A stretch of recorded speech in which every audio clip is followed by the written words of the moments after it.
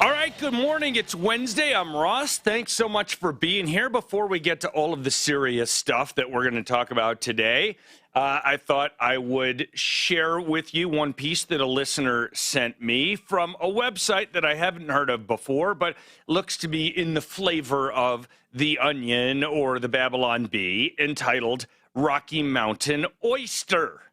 And Rocky Mountain Oyster, that's their website, RockyMountainOyster.com. That's a pretty good URL. Here's what they have to say.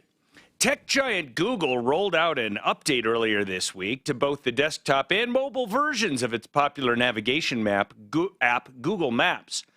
The most notable aspect of the update is the introduction of the, quote, Show Republicans feature, which will automatically guide users away from potentially difficult encounters in which they could be exposed to alternative viewpoints. Quote, Google Maps can now link voter records and user locations in real time, a company spokesperson shared with the Oyster. Much like we can help users avoid traffic jams or toll roads, we can automatically reroute ideologically sensitive individuals away from Republicans to ensure they don't risk the unimaginable consequences and emotional harm that come with encountering someone with dissimilar beliefs. The new functionality is part of Google's broader No Dissent project. With overwhelming support from academia and mainstream media, the program launched earlier this year with its catchy motto, "We do your thinking for you." Next up, Google plans to make all YouTube users complete a brief conformity survey prior to each video, with the answers determining the viewer's placement on a publicly available registry of thought offenders. And there you go. Thank you very much to the Rocky Mountain Oyster for updating us on a new Google Maps feature. Oh, I just came from drive-through McDonald's. I had a bacon, egg, and cheese McGriddle, and I was running late this morning because I had to go back to the house to put the trash out. And I ate that so fast. I just, I eat fast anyway because when I was a trader at the options exchange in Chicago, I didn't like feeling hungry all the time. You know, some days I was hungry for lunch, some days I wasn't. But when I was hungry for lunch, I'd go upstairs to the cafeteria there that actually had pretty decent food, but I'd eat pretty quick, because you felt like if you were out of the pit, you might be, missing trades and losing money. So I got in the habit of eating real fast. But today, what I did with that bacon, egg, and cheese McGriddle between the McDonald's, it's about 1 mile from the station, and here was probably a new land speed record for the ingestion of something that I'm not entirely sure is edible anyway. And now, exactly. And now, oh, look, Shannon, the camera. Are we on right now? Are we on YouTube or something? Yeah. If you go to youtube.com and type in Ross Kaminsky, you should see me. But what you'll probably see this morning is that I appear to be at a funny angle. On the screen, Shannon, does it look like I'm leaning left or leaning right? It's one of the Dutch angles that you'd find in cinema. What does that mean? Where they would film something a little up and kind of turned to give it a dramatic effect. So it's not like John F. Kennedy's head. It's not back and to the left. No, more like Citizen Kane. Take it easy. Oh, geez. And we are going to talk about Citizen Kane. So I'm going to fix the camera here so that now, better?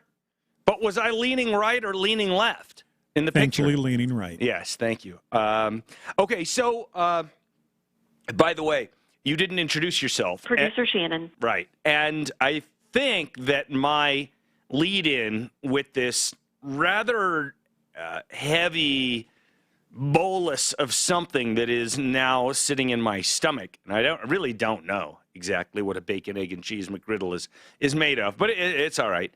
I do believe, Producer Shannon, that you had a story for us this morning. As a matter of fact, I'm joining you on YouTube. I have my own crooked camera going. Oh, wow. I wish I could see that. I'll have to go watch the recorded video later. Producer Shannon. Yes. There's a proper introduction. Yes. So yesterday was National Prime Rib Day. Oh. It's true. Maybe I should include, in case you don't believe me. Apparently, at Texas Roadhouse, they didn't believe me either.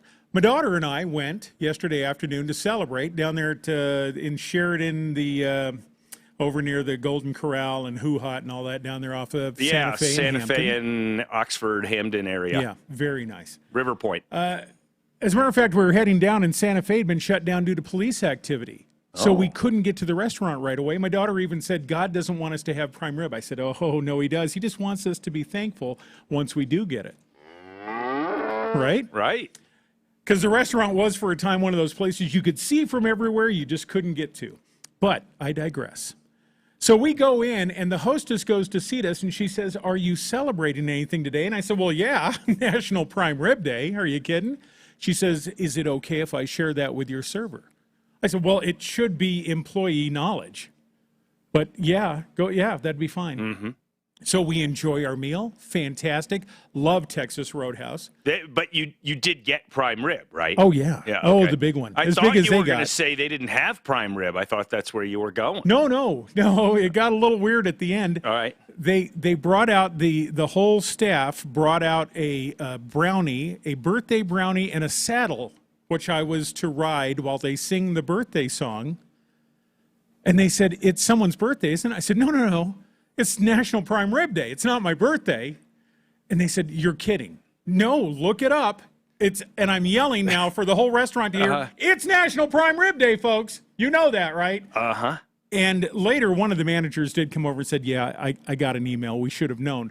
But they still insisted upon doing some sort of birthday song. I got a little bit of it on video. I'm going to play it now. Oh, my gosh.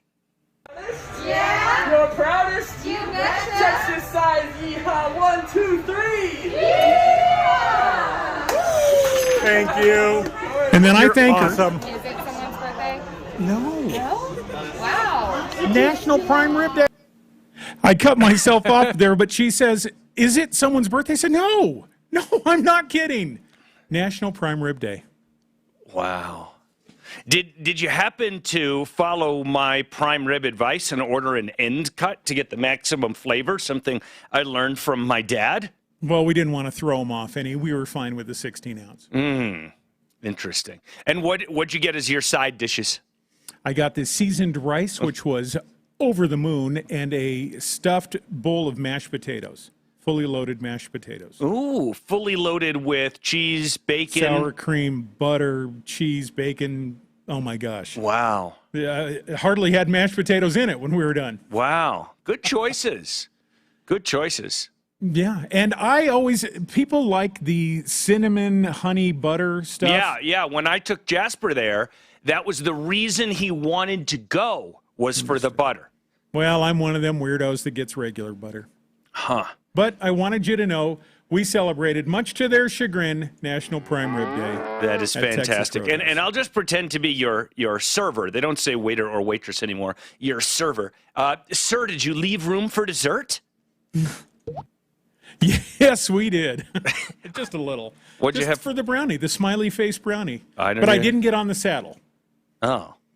Did your daughter get on the saddle? No. No. She was, as daughters will be in that situation, mortified. Yeah, especially daughters with whatever color hair your daughter has right now. They're just, homie, don't play very that. off-putting. Yeah. Well, she's studying to be a veterinarian or a zoologist, so she dissects the meat. She doesn't cut it to eat it.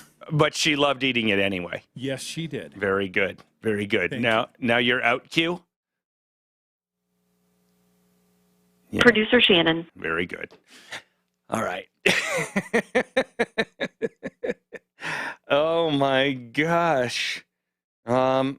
This person says, Ross, get the McDonald's minus the bacon. No, the purpose of a bacon, egg, and cheese McGriddle is that it's got bacon and whatever that bread sort of thing is that's a little bit pancake-like that holds the sandwich together has syrup embedded in it, thus McGriddle rather than McBiscuit or biscuit, or I don't know if it's a McBiscuit. So, I mean, is there anything that is either more delicious or better for you? I'm pretty sure my doctor said this. Then it's almost like a magic trick, right? You've probably had pancakes or waffles with bacon on the side and put some syrup on the pancake or waffles, and it drifted over and the syrup got onto the bacon. And that is like some sort of magic elixir, or what Ponce de Leon thought he found near St. Augustine, Florida, when it comes to the Fountain of Youth, right? I'm pretty sure my internist said, you need more bacon with syrup. And that is pretty much the McDonald's bacon, egg, and cheese McGriddle is a delivery system for such. But have you ever been with someone whose food couldn't touch? Yes. I don't remember when, but yes. And isn't that weird, since it obviously touches either the moment you're chewing it or when it hits your stomach? Do you have a Do you have a specific example, Greta? Former wife. So, and what foods couldn't touch? All of them on the plate. Really? Yeah. We had industrial or commercial divided plates. Like you'd get it in elementary school that had their own little sections, and the meat would go here and the veggies would go there? What would happen if a badass green bean hopped over the divider and was touching the brisket? Oh, wow. What a incredibly silly start to today's show. Yeah. Oh, I love it. That makes me very, very happy, especially with weather like this.